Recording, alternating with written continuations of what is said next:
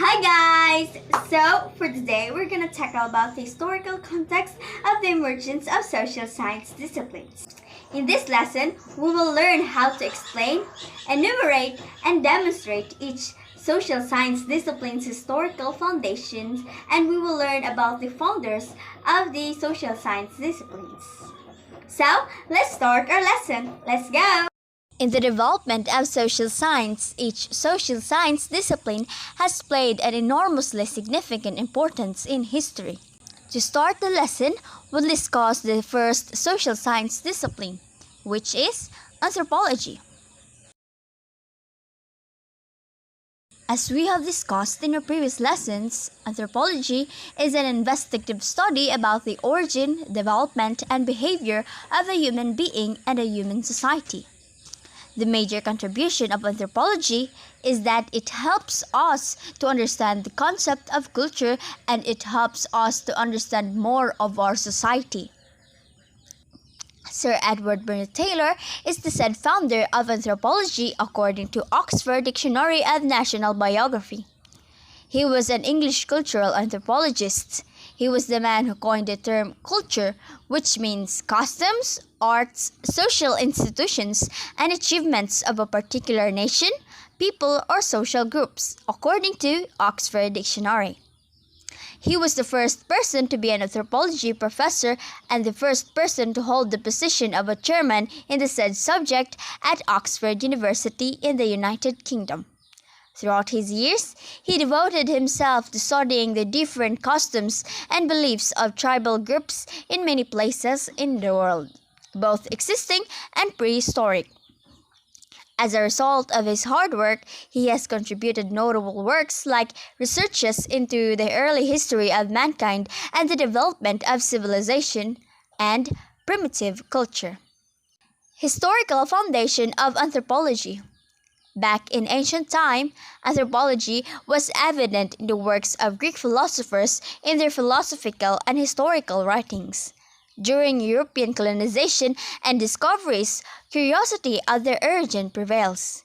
Who their ancestors were, how they are related to other people in other places, what makes them distinct, what similarities they share with the rest, how they conduct their way of life then, and what culture that they have in terms of knowledge, beliefs, technology, and etc.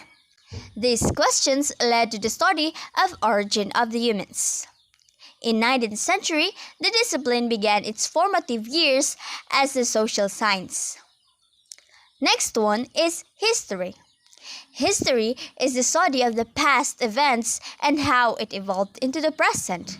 History may be a boring subject for most of the students, but it is really important to learn history because it helps us to gain knowledge about the past events like the history of society, tribes, countries, and the world.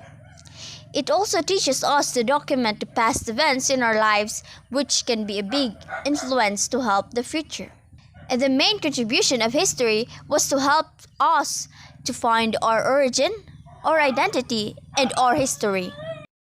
Herodotus, a Greek historian and a geographer, was the said founder of history. A Roman orator said that Herodotus was the father of history. It is because of his work. He was the first historian, the first writer to do systematic investigation of historical events, and the man who wrote a well-known historical book named Histories that narrates the detailed account of the Greco-Persian Wars. He was accused of lying or making stories in his works, but he fought for his works and stood up for it. And those works of his were confirmed by the modern historians and archaeologists. Historical foundation of history. Through the medieval and Renaissance periods, history was often studied through a sacred or religious perspective.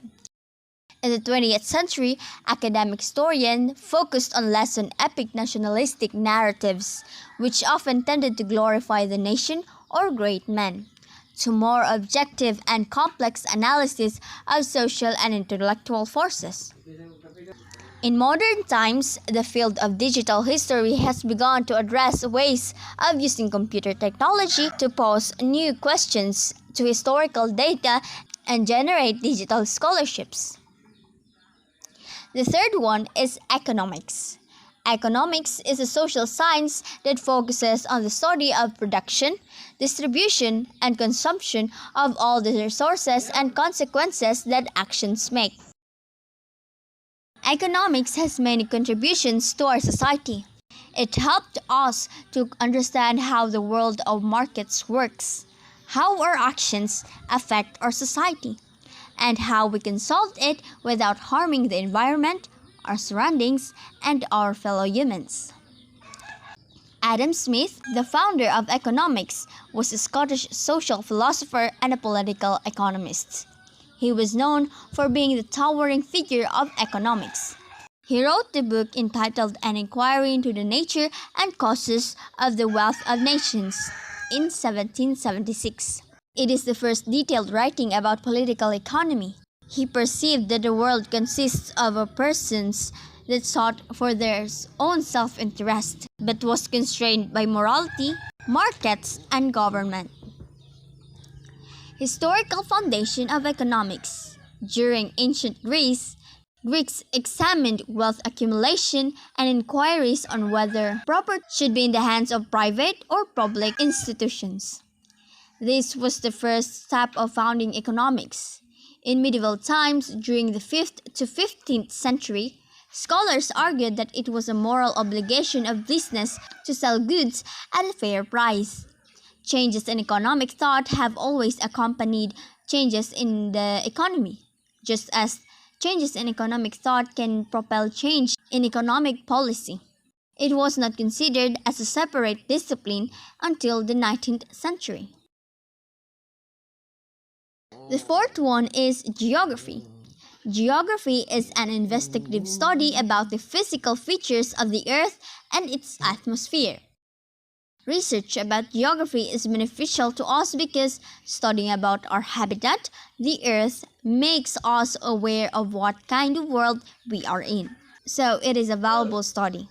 Knowing how our planet changes, especially our climate change, evolves, functions, cycles, and processes, both inner and outer, make us aware of our surroundings, help our chances of survival, and brainstorm what solutions can be done to minimize the percentage of getting in danger. Eratosthenes of Cyrene, well known as just Eratosthenes, was a Greek philosopher, geographer, poet, mathematician, and a music theorist.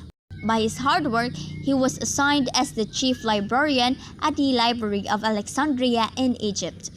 He is best known for being the first person known to calculate the circumferences of the Earth, which he did by using the extensive survey results and accurate calculations he could access in his role at the library. He was also the first person to calculate the Earth's actual tilt, which also proved to have remarkable accuracy. He described the known areas of the world and divided the Earth into 5 climatic regions. He created the first global projection of the world, incorporating parallels and meridians based on the available geographic knowledge of his era, which he used to create the first maps in the world. Historical foundation of geography.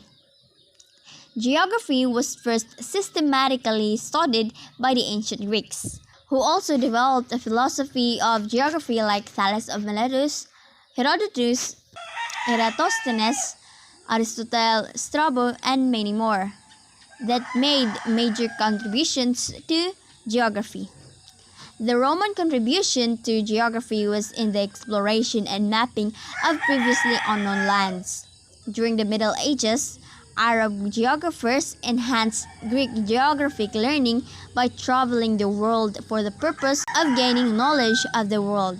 The journeys of Marco Polo in the later part of the Middle Ages began the revival of geographic interest outside the Muslim world. During the Renaissance in Europe came the desire to explore unknown parts of the world that led to the voyages of exploration and the great discoveries. However, it was a mercantile interest rather than a genuine search for knowledge that spurred these endeavors. During Middle Ages, Arabic geographers enhanced the ancient Greeks' geographic learning by traveling the world for the purpose of gaining knowledge.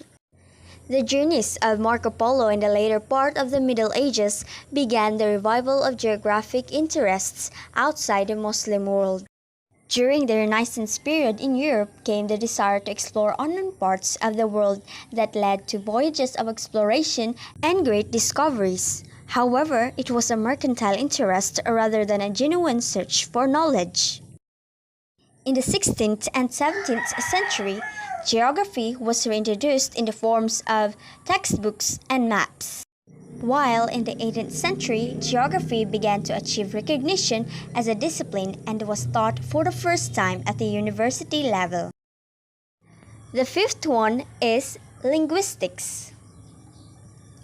Linguistics is a precise and systematic study of languages. By studying linguistics, we will learn another language, the origin of its letters, how the letters formed into words, and how the words will be spoken, and its evolution and relevance into the modern day. Ferdinand de Saussure is the founder of linguistics and one of the first seismologists together with Charles Sandor Peirce. His ideas in language laid the foundation of the progress and development of linguistic sciences in the 20th century. While still a student, Saussure established his reputation with a brilliant contribution to comparative linguistics by publishing a book in 1878 entitled Memoires sur les systèmes primitifs des voyelles dans les langues indo-européennes. When translated into English, Memoir on the original system of vowels of the Indo-European language, where he explained the naughtiest vowel alternations of the Indo-European language take place. He contended that language must be considered as a social phenomenon, a structured system that can be viewed synchronically, as language exists at any particular time, and diachronically, as language changes in the course of time. And he introduced two terms that have become a common currency in linguistics. First is parole, the speech of the individual person, and langue, the system underlying speech activity. Historical foundation of linguistics. Language use was first systematically documented in Mesopotamia. It was the old Babylon who first created linguistics texts called Sumerian. Sumerian was one of the oldest written languages. This language originated during 3100 BCE. It was used by the Sumer and was the famous language in southern Mesopotamia, but was later extinct. The formal study of language began in India. It started with the formulation of 3959 rules of Sanskrit morphology. Led by Panini, Hindus also created texts called Vedas. Vedas are a large body of religious texts originating in ancient India. Composed in Vedic Sanskrit, the texts constitute the oldest layer of Sanskrit literature and the oldest scriptures of Hinduism. During the 4th century BCE, Warring States period in China also developed its own grammatical traditions. In ancient Greeks, Aristotle laid the foundation of Western linguistics as part of the study of rhetoric in his Poetics. Traditions of Arabic grammar and Hebrew grammar developed during the Middle Ages, in religious contexts like Panini's Sanskrit grammar. Early interest in language in the West was a part of philosophy, not a grammatical description. Today, linguistics encompasses a large number of scientific approaches and has developed still more subfields including applied linguistics, psycholinguistics, sociolinguistics, and computational linguistics. The sixth one is political science. Political science is a branch of social science that deals with the systems of governance and power, and the analysis of political activities, political thought, political behavior, and associated constitutions and law. In short, it is the scientific study of politics. Political science deepens our understanding about politics, how it works, and how it affects or contributes to our country.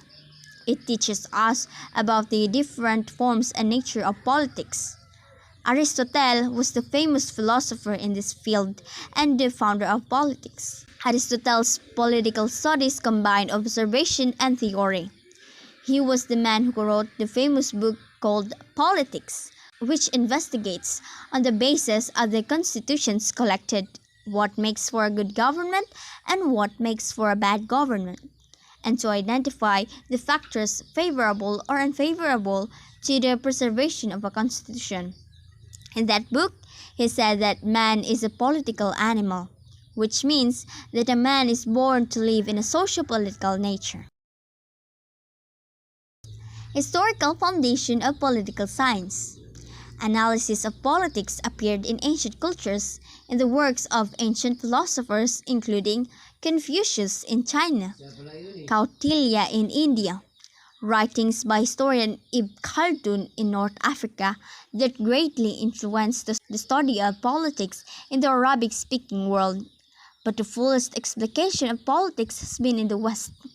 Some have identified Plato, whose ideal of a stable republic still yields insights and metaphors, as the first political scientist. They almost considered Aristotle, who introduced empirical observation into the study of politics, to be the discipline's true founder. Plato and Aristotle focused on perfecting the polis, which means city or state, a tiny political entity, which for the Greeks meant both society and political system. The first modern political scientist was the Italian writer named Niccolò Machiavelli. His infamous work, The Prince, is a treatise originally dedicated to Florence's ruler named Lorenzo di Pieri de' Medici. It presents a moral advice to actual and would-be rulers on the best means of acquiring and holding on to political power. Contemporary political science traces its roots primarily to the 19th century, when the rapid growth of the natural sciences stimulated enthusiasm for the creation of a new social science. The seventh one is psychology. Psychology is a scientific study of human minds and behavior. It is an academic discipline of immense scope, crossing the boundaries between the natural and social sciences. Psychology made us realize the difference of human minds. Through psychology, we can understand the situations of persons who have been suffering, and we can resolve this by treatment. That was also figured out by studying psychology. Wilhelm Wundt was the major contributor in psychology. He was a German physiologist and psychologist, who is generally acknowledged as the founder of experimental psychology and known for being the father of modern psychology. He received his medical degree in the University of Heidelberg and later on became a professor in the university. In 1871, he wrote Principles of Physiological Psychology. This was a system of psychology that sought to investigate the immediate experiences of consciousness, including sensations, feelings, volitions, and ideas, and also contained the concept of apperception or conscious perception. In 1879, he established the first ever psychological laboratory in the world in the University of Leipzig, and 2 years later, he founded the first journal of psychology, which he entitled Philosophical Studies. Historical foundation of psychology. Psychology has its roots in ancient Greek philosophy, such as epistemology, metaphysics, religion, and Oriental philosophy. In 1879, Wilhelm Wundt founded in Leipzig, Germany, the first psychological laboratory dedicated exclusively to psychological research in Germany. Wundt was also the first person to refer to himself as a psychologist.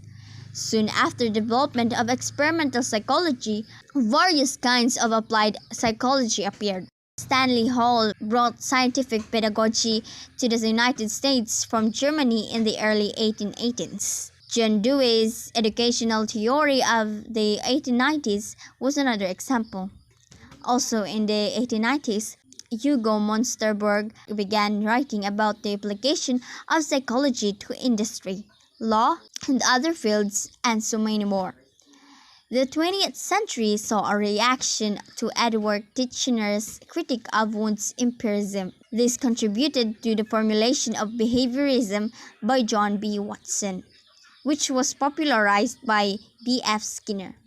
Behaviorism proposed emphasizing the study of overt behavior because that could be quantified and easily measured. The final decades of the 20th century saw the rise of cognitive science, an interdisciplinary approach to studying the human mind. Cognitive science, again, considers the mind as a subject for investigation using tools of evolutionary psychology, linguistics, computer science, philosophy, behaviorism, and neurobiology. This form of investigation has proposed that a wide understanding of the human mind is possible, and that such an understanding may be applied to other research domains such as artificial intelligence. The eighth social science discipline is sociology. Sociology is an investigative study of human beings and society. It is a study of social life, change, and behavior of a human being and how the person interacts in the society. It helps us to understand the patterns of human behavior, how we can properly interact with other people, and how communication unites us. Isidore Marie Auguste François Xavier Comte, famously known as just Auguste Comte, was a French philosopher and writer who formulated the doctrine of positivism. Comte's ideas were also fundamental to the development of sociology, which indeed he invented the term sociology and treated that discipline as the crowning achievement of the sciences, and because of this he was known for being the father of sociology. He wrote Cours de philosophie positive, when translated to English, Course of Positive Philosophy, which was published in 5 volumes for 12 years, from 1830 to 1842. Historical foundation of sociology. Although sociology has its roots in the works of philosophers like Plato, Aristotle, and Confucius, it is a relatively new academic discipline. In the Enlightenment period in the 18th century, for the first time in history, thinkers tried to provide general explanations of the social world. They were able to detach themselves, at least in the principle, from expounding some existing ideology and to attempt to lay down general principles that explain social life. It emerged in the early 19th century in response to challenges of modernity. The 19th and 20th century were times of many social upheavals and changes in social order that interested the early sociologists. The political revolution sweeping Europe during the 18th and 19th century led to a focus on social change and the establishment of social order that still concerns sociologists today. Many early sociologists were also concerned with the Industrial Revolution and the rise of capitalism and socialism. Additionally, the growth of cities and religious transformations were causing many changes in people's lives. During its nascent stages within the late 19th century, sociological deliberations took particular interest in the emergence of the modern nation-state, including the constituent constitutions, units of socialization, and its means of surveillance. Various quantitative social research techniques have become common tools for governments, business, and organizations, and have also found use in the other social sciences. Divorced from theoretical explanations of social dynamics, these have given social research a degree of autonomy from the discipline of sociology. The last one is demography. Demography is a study that illustrates the changes of number or percentage of the human population. Demography is useful for governments and private businesses as means of analyzing and predicting social, cultural, and economic trends related to population. John Grant is regarded as the founder of demography. He used to be a haberdasher but later on became an epidemiologist and demographer. Grant, along with Sir William Petty, developed early human statistical and census methods that provided a framework for modern demography. He is credited with producing and widely distributing the first life table, giving the probabilities of survival to each age. On February 5, 1661, Grant presented 50 copies of his book Natural and Political Observations Made upon the Bills of Mortality to the Royal Society of London, to which he was subsequently elected a Fellow in 1662, with the endorsement of King Charles II. Historical foundation of demography. While basic demographic studies, such as censuses, were conducted in the ancient world as far as back 6,000 years ago, demographers as we know them, such as John Grant from the United Kingdom, came about 16th century. The earliest statistical studies were concerned mostly with mortality. Through studying baptism and burial records, Grant could estimate the number of men of military age and the number of women of childbearing age. His study represents one of the earliest statistical examinations of population of a region. Demographic studies were often carried out by early insurance agents to determine life insurance rates. Thank you for listening to our discussion for today. I hope you learn new things and new knowledges. Thank you again and bye-bye.